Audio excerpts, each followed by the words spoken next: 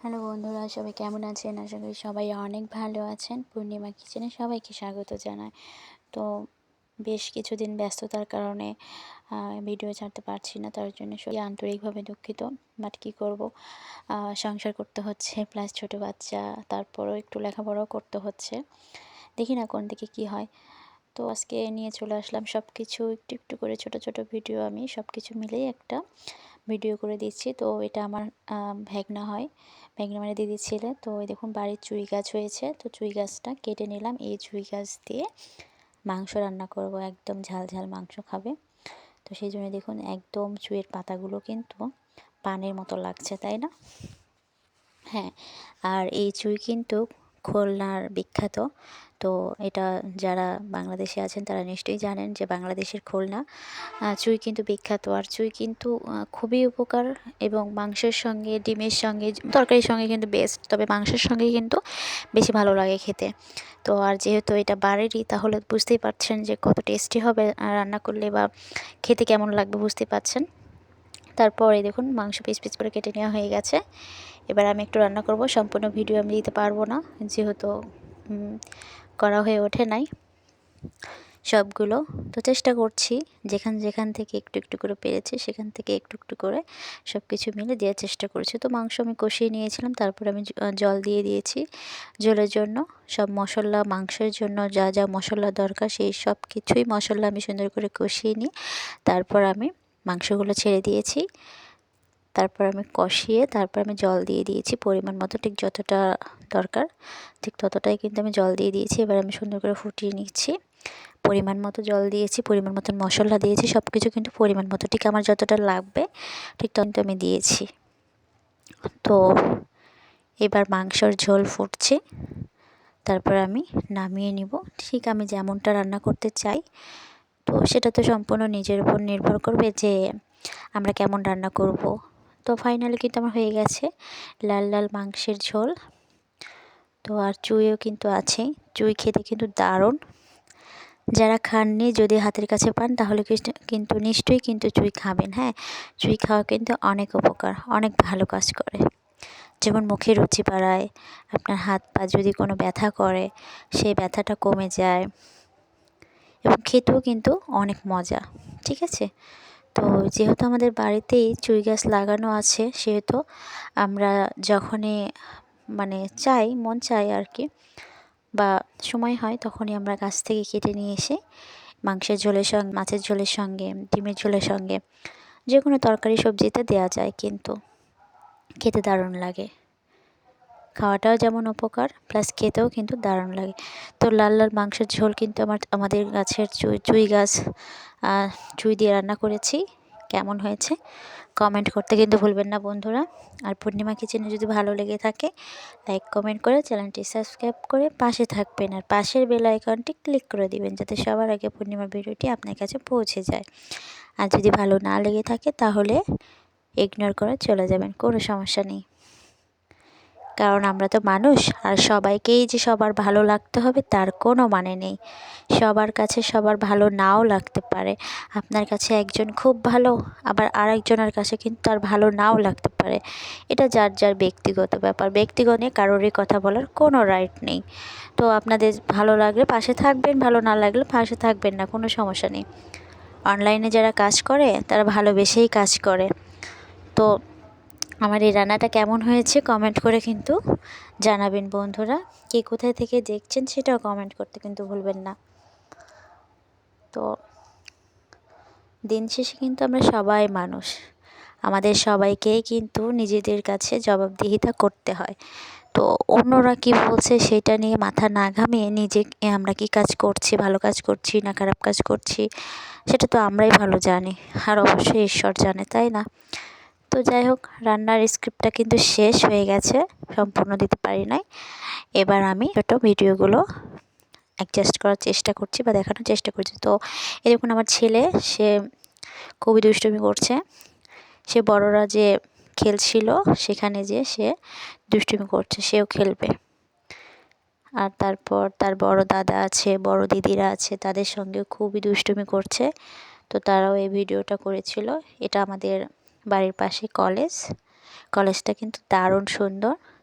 তো কিন্তু দেখুন মারতে চলে আসছে, মানে খুবই দুষ্টু, এত দুষ্টু যে বলার নয়।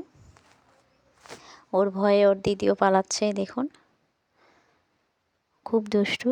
এবং তার শুধু একটাই চাওয়া, আমার ছেলের একটাই চাওয়া, তাকে আদর করতে, অনেক বেশি আদর করতে হবে, শুধু আদরই নিতে মন চায় তার। আর দুষ্টু তো লিমিট ছাড়া। তার বাবা যখন কোথাও যাবে তার একটাই কথা, বাবা তুমি সাবধানে যেও, কোনো দুষ্টু করো না, কোনো দুষ্টু করলে কিন্তু তোমাকে ডাইনোসর ধরে নিয়ে যাবে, সাবধানে যেও বা তাড়াতাড়ি চলে এসো, এইভাবে বলে। মানে এমনভাবে পাকা পাকা কথা বলে যে আপনি শুনে আপনার ভিতরের আত্মা থেকে কেঁপে উঠবে, শুধু মনে হবে আদর করি। কিন্তু যখন দুষ্টুমি করে তখন লিমিট ছাড়া দুষ্টুমি করে। তো ওই দেখুন দিদির বই নিয়েও খেলা করছে। তো রোদও উঠেছে, মিষ্টি রোদ উঠেছে সকালে। সকালে রোদটাকে খুব ভালো লাগে, খুবই সুন্দর হয়ে যায়। তো ওরা একটু বাইরে ঘুরছিল, ও ভাই বোন সবাই মিলে। তো রাস্তায় একটু হাঁটাহাঁটি করছিল সবাই। তো সেই মুহূর্তে ওরাই ভিডিও করেছিল, আমার ভালো লেগেছে। তো আমার ভালো লেগেছে বলেই ওদের কাছ থেকে ভিডিওটা আমি নিয়ে আমি আপনাদের সঙ্গে শেয়ার করছি, জাস্ট এটাই। তো ফাইনালি আবিরের দাদা প্লাস দিদিরা সবাই চলে যাচ্ছে। আবিরের জন্মদিন উপলক্ষে এসেছিলো, তো কয়েকদিন ছিল। আমার ছেলেকে অনেক ভালোবেসেছে, আদর করেছে, খেলা করছে, ওই যে জড়িয়ে ধরছে, মানে শুধু আদর চাই, আমার ছেলের আদর চাই। এবং বলছে তোমরা যেও না, আমাকে নিয়ে যাও, তোমরা যেও না, খুবই কান্নাকাটি করছে, ওদেরকে না। কারণ আমার ছেলে তো সবার ছোট, আর ওরা অনেক বড় বড়, ওরা অনেক ভালোবেসেছে আমার ছেলেটাকে। তো খেলা করেছে, ঘুরেছে, নিয়ে খেলেছে, ঘুরেছে। তো সবাই চলে গেলে আমার ছেলেটা তো একা হয়েই যাবে, কিছু তো করার নেই, কারণ যার যার জায়গা সেখানে তো সবাইকেই যেতে হবে। কেউ কিন্তু চিরস্থায়ী নয়। যে এই যে আমরা মানুষরা এত কথা বলি, এত বলি এটা আমার, এটা আমার, আসলে কি আমাদের নিজেদের বলে কিছু আছে? আমরা যখন পৃথিবীতে জন্মগ্রহণ করি আমরা কি সত্যি কিছু নিয়ে আসি? কিচ্ছু কিন্তু নিয়ে আসি না। আমরা কিন্তু খালি হাতে এই সুন্দর পৃথিবীতে জন্ম করি।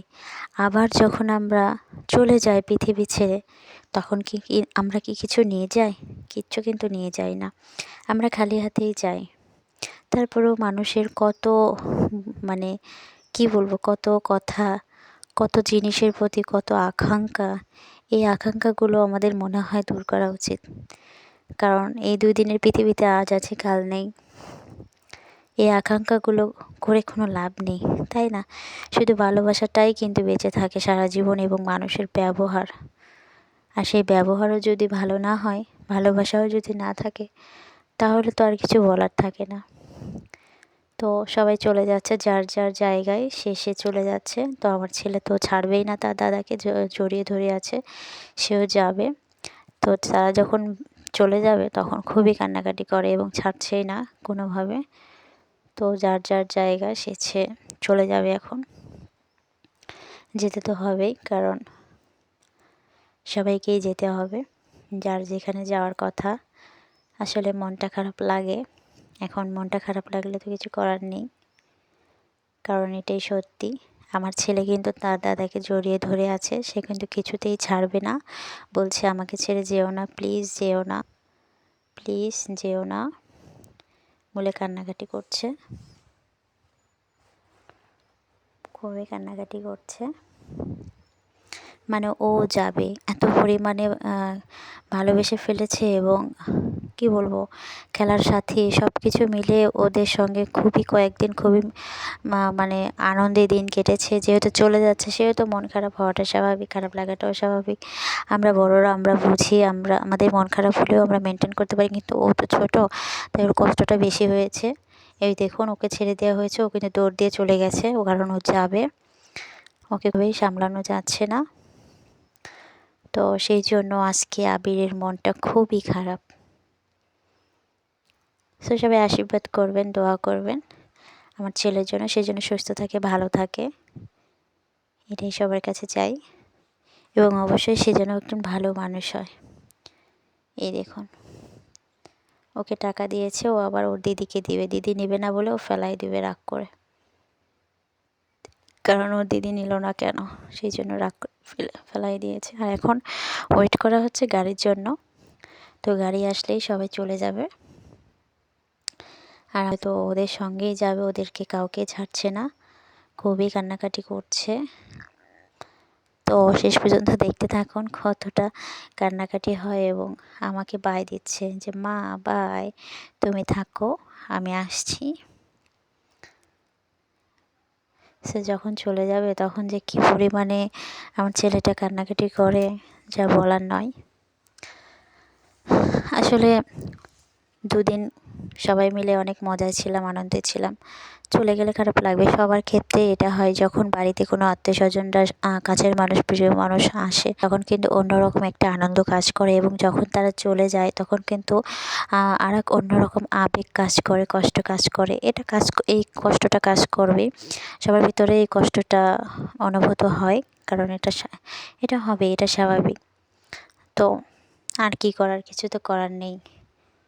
তো সবাই কিন্তু ভ্যানে উঠে গেছে, গাড়িতে উঠে গেছে। এখন আমার ছেলে কিন্তু কিছুতেই ছাড়ছে না, ওকে কোনোভাবে নেওয়া যাচ্ছে না। তো ও কিছুতেই ছাড়বে না, দেখুন কি করে গলা জড়িয়ে ধরে আছে ওর দাদার। তো নেওয়া যাচ্ছেই না, এখন কি করব সেই বাঁচতেছি না। তো ভিডিও করা নিয়ে ব্যস্ত, আমি ব্যস্ত, কি করব।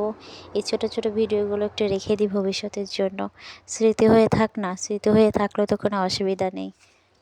তো সেই হিসাবে রাখা। দেখুন কি কান্না করছে ও, ঠাকুর, ওকে আমি কি করে সামলাবো। দেখুন কি করে কান্না করছে, খুবই কান্না করছে। এখন এই যে হাসবে, ওরে বাবা, চোখের জল মুছছে, চোখের জল, কত জল পড়েছে। এখন হাসবে, বলছে টাটা বাই। সবার থেকে ছোটকু। সো দেখুন বলছে বাই, ভালো থেকো। কিন্তু এখন নিতে গেলে, ফাইনালি নিতে গেলে, কারণ ওরা তো যাবেই, অনেক দূর যাবে, তো এখন তো নিতেই হবে, এখন তো আর কিছু করার নেই। এখন তো অসম্ভব কান্না করবেই, কিছু করার নেই। এই দেখুন কান্না শুরু হয়ে গেছে।